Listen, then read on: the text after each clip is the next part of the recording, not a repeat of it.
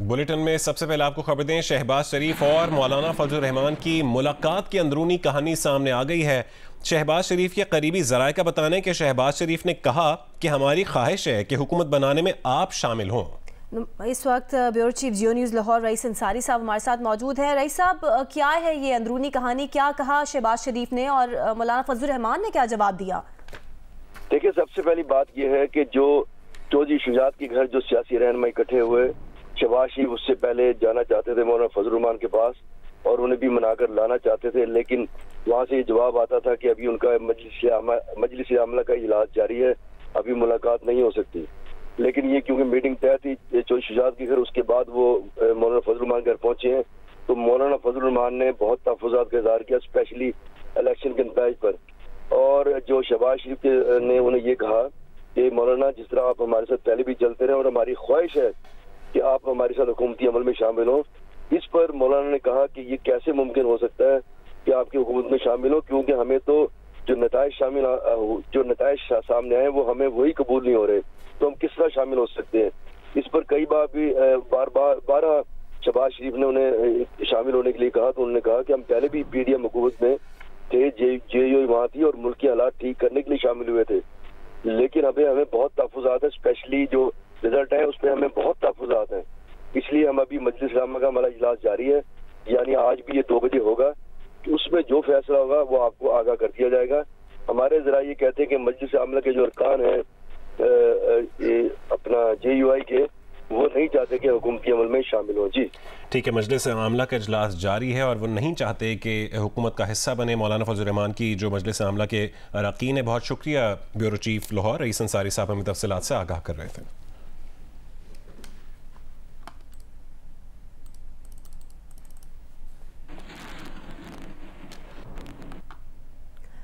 और peoples party Sindh का नया वजीर आला किसको नामजद करेगी, फैसला चंद रोज में मुतवक्के है। वजीर आला सिंध के लिए फरियाल तालपुर, मुराद अली शाह और नासिर हुसैन शाह और शर्जील मेमन के नाम जेर गर्दिश हैं। मजीद तफसील जानते हैं जियो न्यूज़ के नुमाइंदे कामरान रजी से। कामरान, कौन बनेगा सिंध का वजीर आला और इस सिलसिले में पसंदीदा उम्मीदवार कौन है? देखें, अभी तो इस बारे में पीपल्स पार्टी की जो क़यादत है उसने कोई डिस्कशन नहीं किया है, अलबत्ता चाहे सीसी का इजलास चल रहा है इसके बावजूद भी, लेकिन ज़राए का ये कहना है कि वज़ीर आला सिंध के ओहदे के लिए इस बार फरियाल तालपुर भी दौड़ में शामिल हैं, क्योंकि जो फरियाल तालपुर से कुर्बत रखने वाले रहनुमा हैं, खास तौर पर वो सूबाई वज़रा जो फरियाल तालपुर के करीब समझे जाते हैं, वो सब ये चाहते हैं कि सूबे की पहली खातून वज़ीर आला के तौर पर फरियाल तालपुर का नाम सामने लाया जाए, जबकि बिलावल भुट्टो जरदारी की ख्वाहिश है कि वो मुराद अली शाह को ही तीसरी बार सिंध का वज़ीर आला नामजद कराएं। ताहम अभी तक फैसला नहीं हुआ। इसके अलावा नासिर हुसैन शाह और शर्जील मेमन भी वज़ीर आला सिंध के लिए उनका नाम भी मुख्तलिफ हलकों में जेर गर्दिश है, क्योंकि उन्हें साबिक सदर आसिफ अली जरदारी का एतमाद हासिल है। तो अभी तक कोई फैसला नहीं हुआ, तो हम चंद रोज में ज़राए का ये कहना है कि वज़ीर आला सिंध के नाम का फैसला हो जाएगा। इसके लिए फेवरेट उम्मीदवार अब तक मुराद अली शाह का ही नाम लिया जा रहा है। जी ठीक है, बहुत शुक्रिया कामरान तफसील देने के लिए। और खैबर पख्तूनख्वा में जमात इस्लामी ने PTI के साथ हुकूमत साजी में ताउन करने से इनकार कर दिया है। तफसीलात जानने के लिए हमने राब्ता किया है जियो न्यूज़ के नुमाइंदे अबू बकर सिद्दीक से। अबू बकर, खैबर पख्तूनख्वा में हुकूमत साजी के लिए जमात इस्लामी और PTI के दरमियान क्या पेशरफ्त हुई है, कोई हतमी फैसला हो सका है, दोनों पार्टीज का क्या मौक़िफ़ है? बिल्कुल, अभी हतमी फैसला ही हुआ है। खैबर पख्तूनख्वा में जमात इस्लामी ने पाकिस्तान तहरीक इंसाफ के साथ हुकूमत साजी में ताउन करने से इनकार कर दिया है। जमात इस्लामी के मरकजी नायब अमीर लियाकत बलोच ने जियो न्यूज़ से गुफ्तगू में कहा है कि पार्टी ने हतमी फैसला किया कि PTI के साथ ताउन नहीं कर सकते। उन्होंने कहा कि PTI ने वफाकी सतह पर किसी और जमात के साथ इत्तेहाद किया और सिर्फ खैबर पख्तूनख्वा में PTI से इत्तेहाद का कोई जवाब नहीं है। लियाकत बलोच ने कहा है कि PTI से बातचीत दोनों वफाकी और सूबाई हुकूमतों से मुतल्लिक थी। इस मामले पर हमने पाकिस्तान तहरीक इंसाफ खैबर पख्तूनख्वा के तर्जुमान से भी बात की है, बैरिस्टर सैफ से। उन्होंने बताया कि सूबाई असम्बली में जमात इस्लामी की नुमाइंदगी जो है वो अब नहीं रही और अब जमात इस्लामी के साथ हुकूमत बनाने का कोई जवाब नहीं है। बैरिस्टर सैफ ने यह भी कहा कि जमात इस्लामी के साथ सिर्फ खैबर पख्तूनख्वा की हुकूमत साजी पर जो है बातचीत चल रही थी, लेकिन अब चूंकि उनकी कोई नुमाइंदगी नहीं रही तो अब बातचीत का जो है सिलसिला है। ठीक है, खैबर पख्तूनख्वा में जमात इस्लामी ने हतमी फैसला कर लिया कि PTI के साथ हुकूमत साजी में ताउन नहीं करेंगे। बहुत शुक्रिया अबू बकर अपडेट करने के लिए।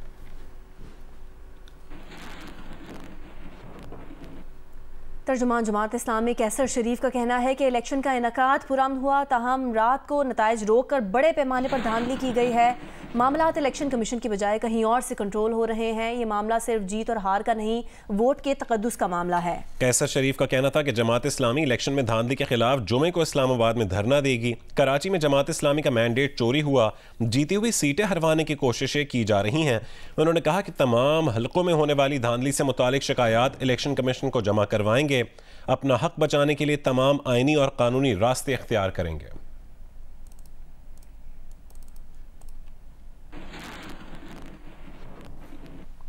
और मजलिस वहदतुल मुस्लिमीन के जरिए खुसूसी नशस्तें हासिल करना तहरीक इंसाफ के लिए मुश्किल हो गया है। इलेक्शन कमीशन के ज़राए का बताना है कि MWM ने ख़वातीन की मखसूस नशस्तों के लिए तरजीही फहरिस्त जमा नहीं करवाई।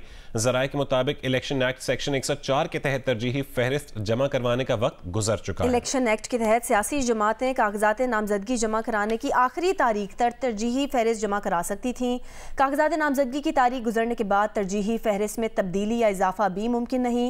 इलेक्शन एक्ट के मुताबिक फहरिस्तों में तरजीह तब्दील की जा सकती है, ना ही किसी नाम को निकाला जा सकता है।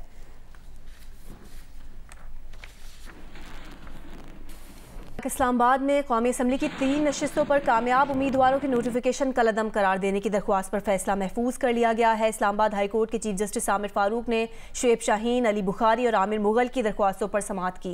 इलेक्शन कमीशन ने NH46 इस्लामाबाद से मुस्लिम लीग नून के अंजुम अकील खान, NH47 से मुस्लिम लीग नून के तारिक फजल चौधरी और NA48 इस्लामाबाद से आज़ाद उम्मीदवार राजा खुरम नवाज की कामयाबी का नोटिफिकेशन जारी कर दिया है।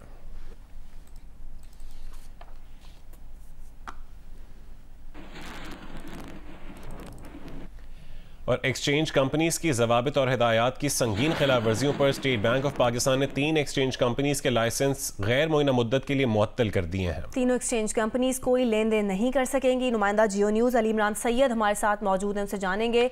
जी अली जी, ये 3 लाइसेंस मुअत्तल किए गए और इनफैक्ट अगर हम पिछले 3 दिन के दौरान देखें तो इन टोटल 4 लाइसेंसेज मुअत्तल किए गए और इनमें से कुछ मशहूर भी एक्सचेंज कंपनीज हैं। और इसकी वजह जो करार दी जा रही है, ज़वाबित और हिदायत जो स्टेट बैंक में जारी की हैं, जो खुसूसन ऑपरेशन हुआ था डॉलर की स्मगलिंग के खिलाफ और खुसूसन जो रेट बहुत ज्यादा डॉलर के हो गए थे, उसके बाद FIA समेत दीगर इदारों ने बहुत जबरदस्त इस पे कार्रवाई भी की थी, सख्ती भी की थी, बॉर्डरिंग एरियाज में भी, KP में भी। तो उसके बाद ये गैलेक्सी एक्सचेंज समेत 3 कंपनीज हैं जिनके लाइसेंस। शुक्रिया अली इमरान सैयद अपडेट करने के लिए।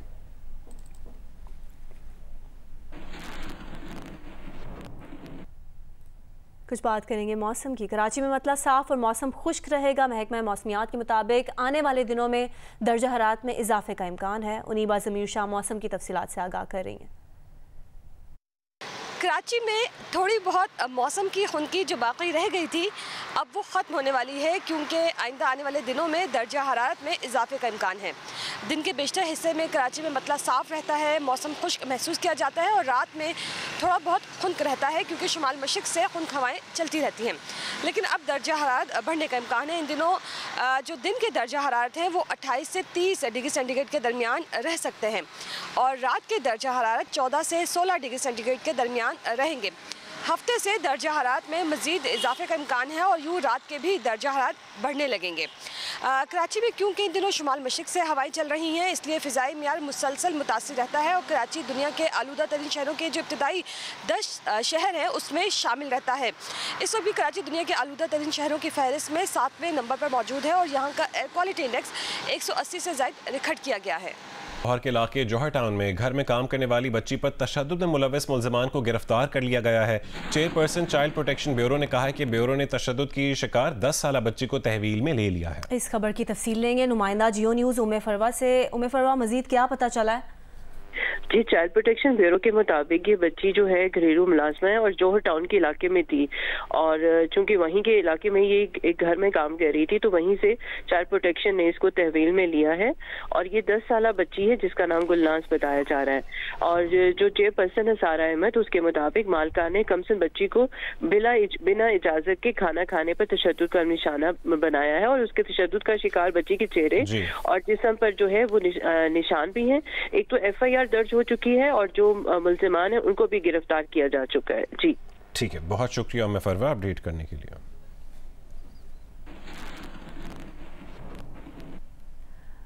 दरियाए सतलुज के करीब इंतहाई नायाब घड़ियाल मगरमच्छ देखा गया है। मकामी अफराद की जानिब से बनाई वीडियो मंजर आम पर आ गई है। मजीद तफसील जानेंगे जियो न्यूज़ की नुमाइंदा उनीबा ज़मीर शाह से। उनीबा, इस नस्ल के बारे में माहिरीन क्या कहते हैं?